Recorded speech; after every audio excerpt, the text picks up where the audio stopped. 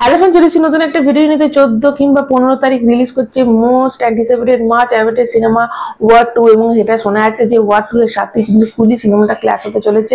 According to report কিন্তু কুলি class করবে না। এটা দেখো, অগস্টে কিন্তু রিলিজ করছে কুলিও, কিন্তু 2 সপ্তাহ আগে রিলিজ করছে, 2 উইক আগে রিলিজ করছে কুলি। তো দেখো, মানে সেদিক থেকে দেখতে গেলে ক্লাস করছে বা করছেও না। দেখো, অবশ্যই একটা প্রচন্ড হাইপ তোলা সিনেমার সঙ্গে 2 উইক আগেই যদি কোনো সিনেমা রিলিজ করে, একটা সিনেমা তো 2 উইকের বেশি আমরা চলবে এটা আশা করছি, কিন্তু সেখানে যদি একটা এরকম একটা হাইপ তোলা সিনেমা রিলিজ করে, কোথাও একটা এফেক্ট পড়বে। যেখানে তামিল সিনেমা এখনো 1000 কোটির কোনো বিজনেস করেনি, কিন্তু কুলির মধ্যে কিন্তু সেই পোটেনশিয়ালটা আছে 1000 কোটির বিজনেস করা। তো সেইখানে কেন কুলিকে তো জুলাই মাসে রিলিজ করতে পারে, কেননা জুলাইতে কোনো বড় সিনেমা কিন্তু রিলিজ করছে না।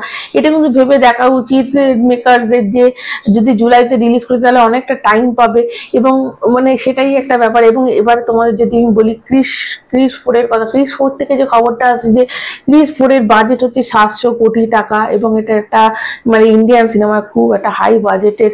তবে দেখো, এই সিনেমাটা হাই বাজেটেরও আবার হাই বাজেটের নয়ও। তোমাদের একটা আমি বলেছিলাম অনেকদিন আগে একটা ভিডিওতে, যে বিফোর কোভিড কিন্তু 100-200 কোটি টাকার সিনেমা নর্মাল সিনেমা থাকতো, এবং 300 থেকে 400 কোটি টাকার সিনেমা একটা হাই বাজেট সিনেমা ধরাতো। কিন্তু আফটার কোভিড সেটা 200-300 কোটির এটা নর্মাল একটা বাজেট, এবং 400-500 কোটির সিনেমা কিন্তু হাই বাজেটের। অবশ্যই এখানে ক্রিস 4 একটা হাই বাজেটের সিনেমা। তো কিন্তু ক্রিস 4 রিলিজ করছে 2028-29 সালে। তো সেইখানে কিন্তু সেটা একদম নর্মাল একটা বাজেট হয়ে যাবে। দেখো কি কি, মানে তোমরা যদি ফৌজি বলো, রামায়ণ পার্ট 1, রামায়ণ পার্ট 2, তারপর কালকি সিনেমাটা বলো, SSME 29 পার্ট 1 পার্ট 2, তো এই সব সিনেমা 500-600 কোটি, অ্যাটলিস্ট 6 বলো, সব 500-600 কোটি টাকার সিনেমা। তো সেখানে ক্রিস 4-এর বাজেটটা কিন্তু একদম নর্মাল একটা বাজেট, কিন্তু তখন কিন্তু বাজেটটা মানে একদমই নর্মাল। তো সেইখানে এই বাজেটটা নাকি কেউ দিতে চাইছে না, এই কথাটা একদমই মানে ঠিক নয়। কারণ ক্রিস এমন একটা সিনেমা, ক্রিস 4 এমন একটা সিনেমা, এই নামটাই কাফি যে সবাই টাকা দেওয়ার জন্য ছুটবে। এটা মানে এই খবরটাই যে যে যে আমাদের যে রাকেশ রোশন, সে কিন্তু সিনেমাটার স্ক্রিপ্টটাই লিখে উঠতে পারেনি, এটা হচ্ছে একটা খবর, এটাই হচ্ছে সত্যি কথা।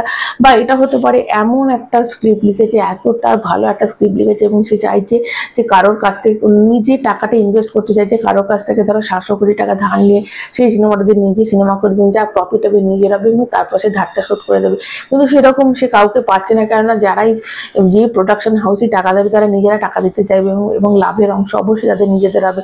সেখানেই কোথাও সিনেমাটা যেন আটকে যাচ্ছে। কারণ রাকেশ রোশন কিন্তু এই সিনেমায় ডিরেকশনে থাকবেন, এবং সিদ্ধার্থ আনন্দ করার কথা ছিল, তিনিও থাকছেন না এই সিনেমাটায়, অন্য কোনো ডিরেক্টর ডাইরেক্ট করবেন।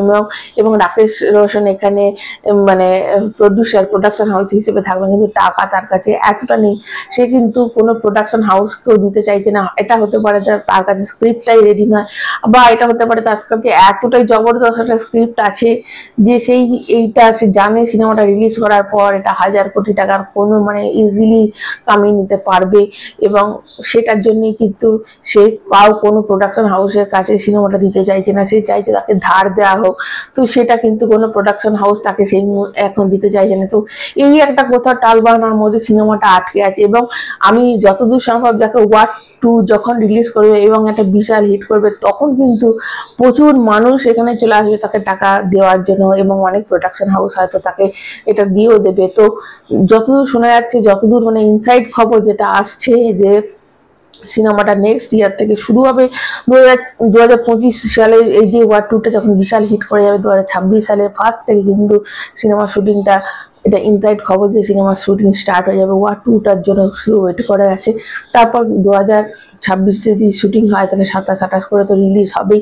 তো আমরা অবশ্যই সেদিকে চোখ থাকবে। তো তোমরা কতটা এক্সাইটেড মানে এই ক্রিস 4-কে নিয়ে অবশ্যই কমেন্ট করে জানাবে। নতুন তারা চ্যানেলটা সাবস্ক্রাইব করে, ভালো লাগলে একটা লাইক দেবে। সবাই ভালো থাকবে, মতো সেটা।